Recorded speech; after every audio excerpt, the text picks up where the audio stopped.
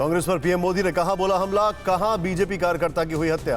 और नंदीग्राम में BJP TMC कार्यकर्ताओं के बीच कैसे हुआ संग्राम। चुनावी राज्यों की खबरों के लिए देखिए टॉप 9 इलेक्शन रिपोर्ट। असम के करीमगंज में पीएम मोदी ने कांग्रेस पर जमकर निशाना साधा। उन्होंने कहा कि कांग्रेस के पास न नेता, न नीति और न ही कोई विचारधारा है। कांग्रेस वाले एक राज्य में जिसे गाली देते हैं, दूसरे राज्य में उसे गले लगा लेते हैं। असम में पीएम मोदी ने कहा कि परसों से अटके हुए सबसे लंबे ब्रिज भूपेन हजारिका सेतु का निर्माण बीजेपी की सरकार में पूरा कराया गया। धुबरी फुलबारी ब्रिज का निर्माण भी बीजेपी सरकार करा रही है। उन्होंने असम की तस्वीर बदलने का दावा भी किया।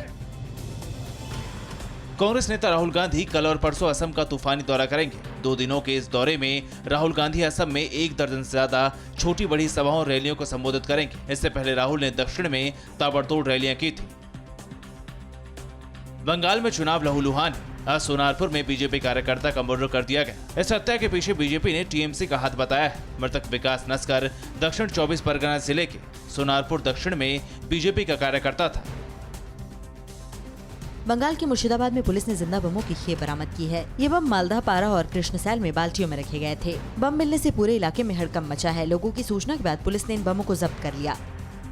नंदीग्राम में शुभेंदु अधिकारी की जनसभा में भी हंगामा हुआ। बीजेपी और टीएमसी के कार्यकर्ताओं में जबरदस्त झड़प हुई। दोनों पार्टियों के कार्यकर्ता आपस में भिड़ गए। हमले में कई कार्यकर्ताओं को गंभीर चोटें आई हैं।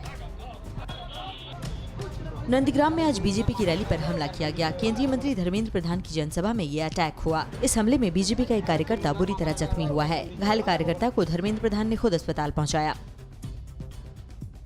बांकुरा की सलतोरा सीट से बीजेपी ने मनरेगा मजदूर को उम्मीदवार बनाया है। सलतोरा से बीजेपी उम्मीदवार चंदना बाउरी के पास संपत्ति के नाम पर 3 बकरी, 3 गाय, 1 झोपड़ी और खाते में सिर्फ 6,335 रुपए। उन्होंने हाल ही में नामांकन किया है।